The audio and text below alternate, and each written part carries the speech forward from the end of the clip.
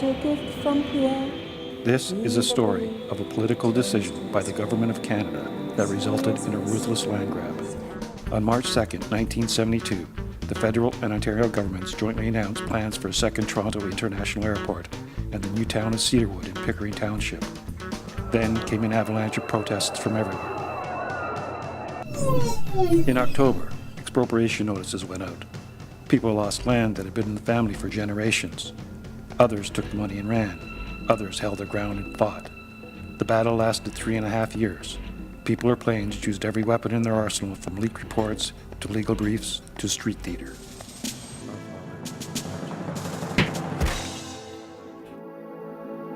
We're going to think through the news that all of this area was being expropriated and this was going to be the new airport for Toronto. And along comes the Globe and Mail reporter. So I said, well, what do you have to do to you guys get their attention to stop this thing? Do you have to drop a bomb on them or something? And the next day there's a picture in the Globe and Mail, and I had this gun in my hand and it says, Lishman ready to go to war, you see? And that came out in the Globe and Mail, and then I got inundated with phone calls from all my neighbors, and so there was that was sort of like, let's all get together, and we started the People Are Planes organization, which Dr. Godfrey headed up. With weapons fashioned from pipes and pitchforks, Bill Lishman and Mike Robertson formed the first Pickering Fusiliers to protect the lands.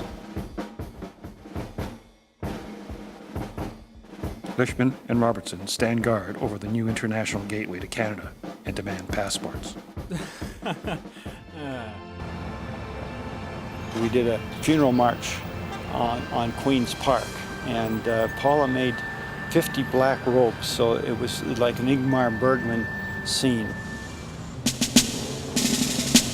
The funeral march brought the airport issue national attention and taught Pop an invaluable lesson in media relations.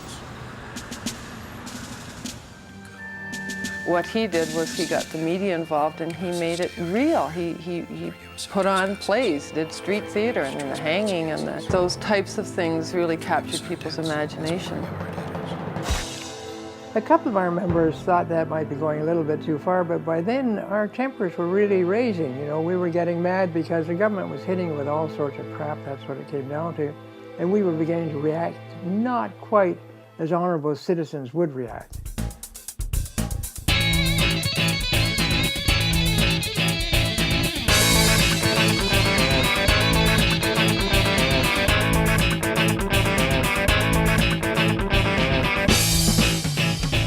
Just a mile north of here, we ran an Earth Days festival one year and attracted huge crowds. We had just an incredible gathering and a lot of positive energy to try to will this airport to kind of see some common sense and stop their blind, full-ahead progress at the cost of intellect.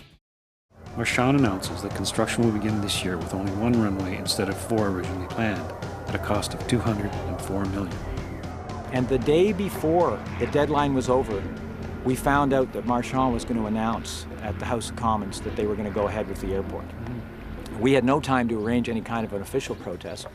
So Bill got on the blower and started phoning people, and I threw a glider on the old Jeep and headed for Ottawa.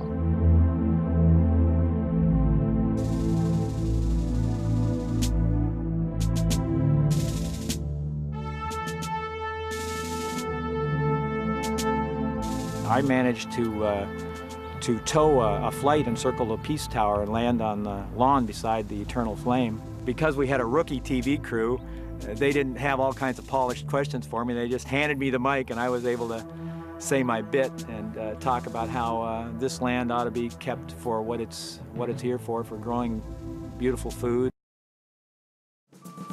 In August 1975, bulldozers leveled the first house. Local area residents are stunned at the destruction.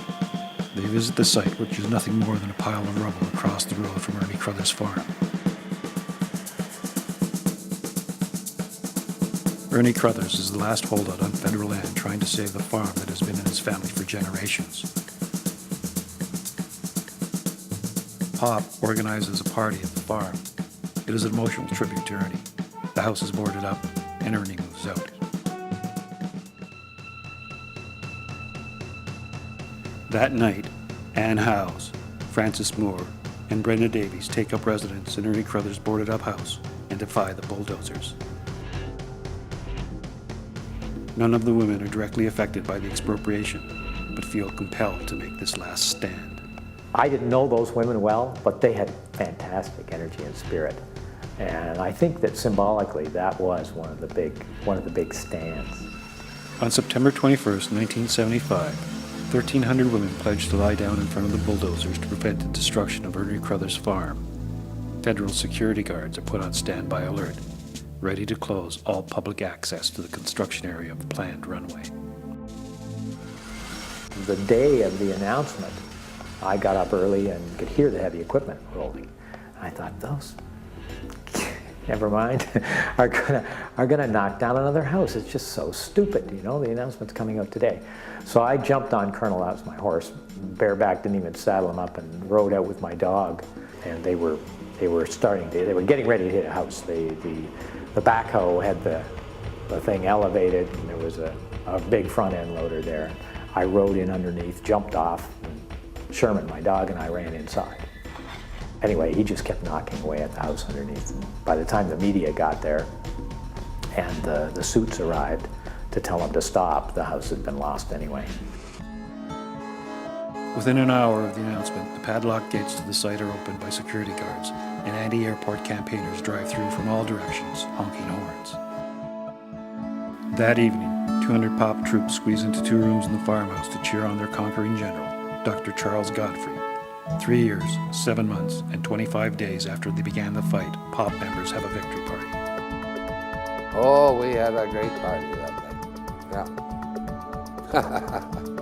We had a goddamn good time. Even if we lost, which we didn't, even if we lost, we still would have counted a great adventure, and that's the way we looked at it. So a lot of people became aware of it, and gradually there was a big public feeling that this shouldn't happen, and the public pressure on the politicians, and it essentially got canceled. But we did get expropriated. We're standing on federal land now. They own this property, and you know the bureaucrats are still there saying, well, we'll get that airport in yet. For the next 20 years, Transport Canada continued to quietly plan an airport. In July 1998, a small article appeared in the Toronto Star announcing the federal government's intention to declare the Pickering lands as an airport site. It was met with immediate opposition. The sheer size of the rally caught them off guard. You know, when we showed up with the placards and stuff, they were assembled across the street at the Hub Plaza and marched across. It was a small victory for Volco. The government bowed to public pressure, deferred airport designation, and buried the process in the stakeholders' committee to explore the alternatives.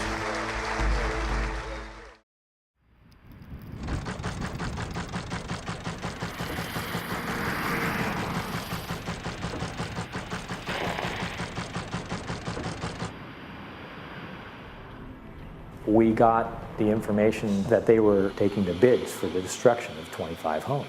So it seemed a very appropriate place to gather attention. And we thought that with the Save the Land view, the best thing to have there was a tractor.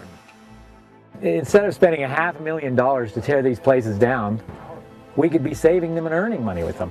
Absolutely. You know, it's sad.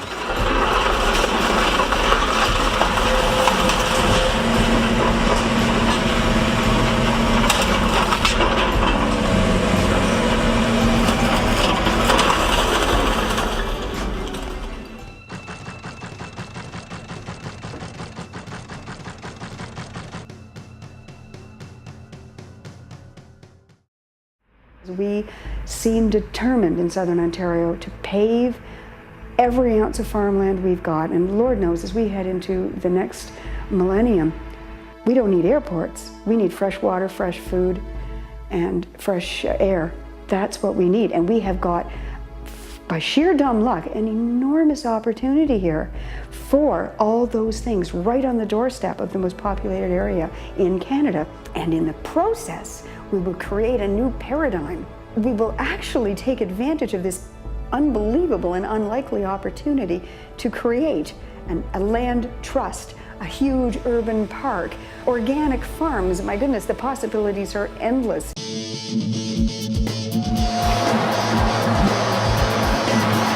have not learned. In 30 years, they haven't learned.